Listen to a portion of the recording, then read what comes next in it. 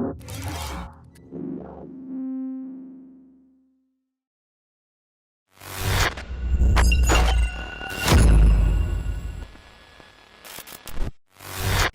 I'm Nadia Dunn. Welcome to CCL TV. We're here at the E-commerce Berlin Expo, and joining me is Des from ReverseLogix. Thanks for being here, Des. Absolutely. Now, can you start by telling us a bit about the company and your role there?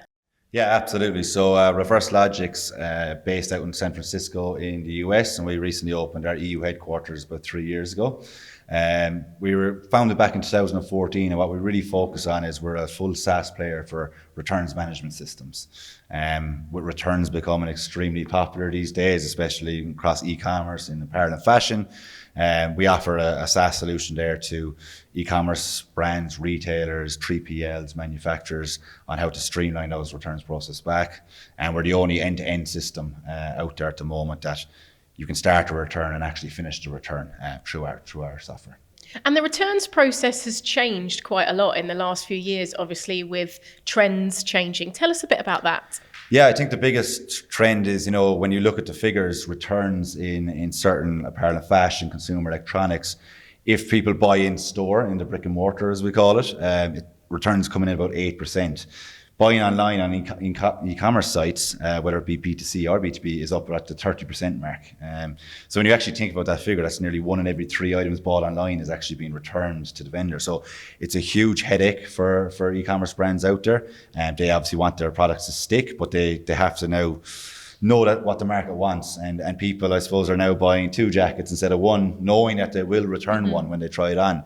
And e-commerce is only growing, so more and more people are buying online. So as more and more people buy online, the returns are going to increase as well. With supply chain demands, with shipping costs being through the roof at the moment, it's a real headache for retailers and e-commerce brands out there at the moment. So what's ReverseLogix's USP? So our main USP really is that we're an end-to-end solution for returns management systems. So a lot of people out there would know about ERP systems, for example. They used to be able to run a full business 20 years ago. But what happened with ERPs is you now need a CRM, like a Salesforce, etc. You need a WMS, which is a warehouse management system. And these are all add-ons. And returns management systems is a new thing on the market, with people realizing that they have to manage returns better. Our basic unique selling point is that we're able to offer our clients like a returns portal for their end consumers to use to be able to digitally return an item, which cuts out all the paperwork, allows e-commerce brands and retailers to know when returns are coming, why they're coming, and that's really important to start getting data on returns. Years ago, returns would just show up and they didn't know why items were coming back. Well, now they can actually see why items come back and stop the items coming back. And we also offer returns processing, which means what happens when it gets to the warehouse. How can we process this item as quickly as possible to either restock it? Do we refurbish it? Do we sell it to a second-hand marketplace, for example?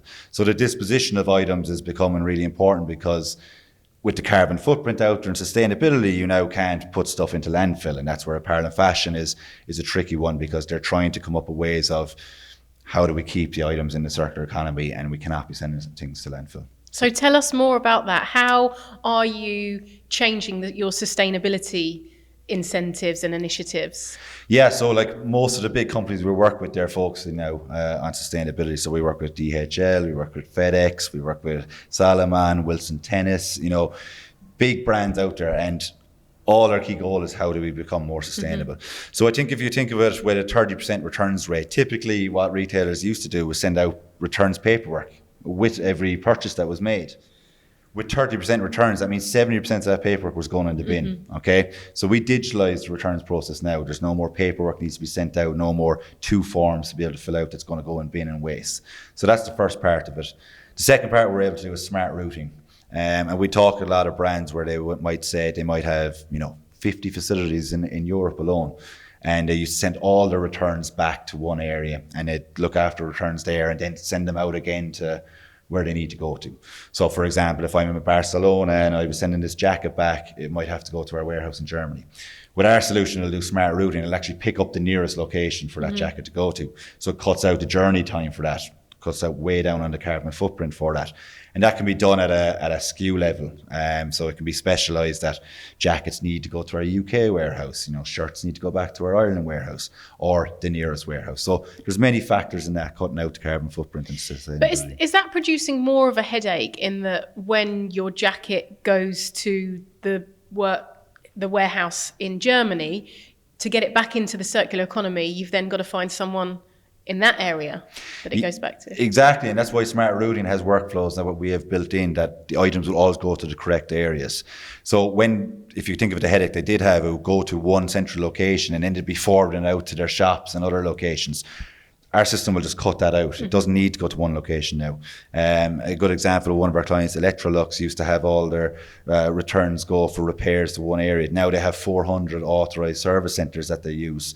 So it cuts out big home appliances traveling around the world for no reason at all, really.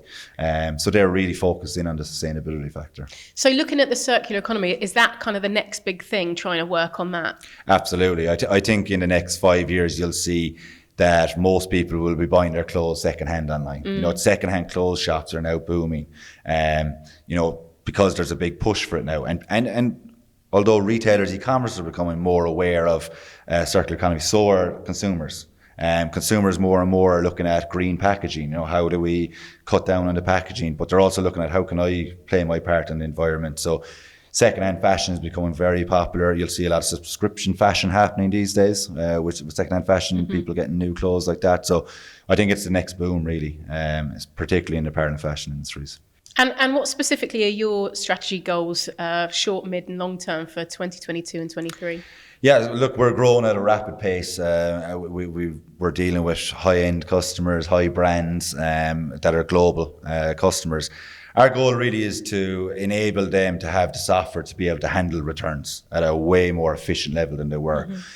We talk to some companies and they don't have a system in place. Like lots of them literally have like an Excel file still, and they fill in what returns coming and they're missing an opportunity to restock, to get items back into the market quicker, and to make sure that disposition is correctly selected at all times. So we're cutting out that landfill, but really we're improving their processes on the returns. People always think about online of just selling online and stuff going out. They rarely think about stuff coming back, and it's definitely an issue that needs to be solved, and we're trying to solve it step by step. Well, as more people are becoming more aware, customers as well, that's where it's becoming more of a talking point and think people are thinking about. Absolutely. And we're talking, I suppose, most about what our clients are doing, but the end consumer is getting a much better customer experience as well. If you're buying something online these days, there's a stat at the moment, 67% of consumers are actually checking the returns tab before they make a purchase. So returns now is becoming very important as an actual sale. And people might think, well, if I make my returns process difficult, then I won't get as many returns, but you won't get as many sales either. If a consumer out there now buys something, they expect to have an easy returns process, and if they don't, they're more like not going to buy from you again. So it's really important to give them that digital experience where they can go in, it's nice and easy, they can select their carrier and it goes off. Particularly in the high-end goods, we work with a lot of watch companies out there. They might be selling €5,000 plus watches. If you're spending that amount of money, you expect a really good after-sale service also. Yeah. Absolutely. Yeah. And if you could use one word to describe this expo, what would it be? I'd probably say networking would be the one word to describe it best. Excellent. And what are your thoughts about CCL TV being here at the event? It's great. Yeah, it's great to be able to get to a larger audience that mightn't even be here today. There's so many great companies down there. I've visited a lot of the stands, and I know that there's lots of people who will hopefully watch this and get some insights into how ReverseLogix can help them and how other brands can help them as well. Well, thank you so much for giving us your time. It's been really interesting to hear some of your thoughts. So thanks so much and enjoy the rest of the event. Thanks a million. Thank you. Thank